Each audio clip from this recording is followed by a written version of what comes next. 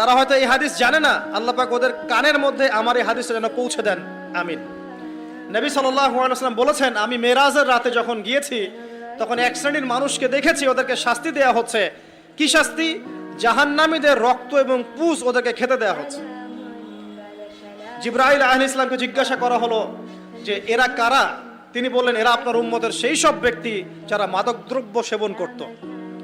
আল্লাহ রাব্বুল আলামিন তার হাবিবের মাধ্যমে জানিয়েছেন, যখন কোনো মুসলিম মাদক সেবন করে বা কোনো ব্যক্তি মাদক সেবন করে তখন 40 দিন তার নামাজ কবুল হয় না।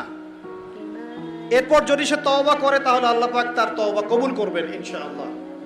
যদি সে আবারও মাদক খায় তওবা করার পর, আবার 40 দিন তার নামাজ কবুল হবে না। যদি সে আবার তওবা করে আল্লাহ পাক আবার তাকে মাফ করে দিবেন।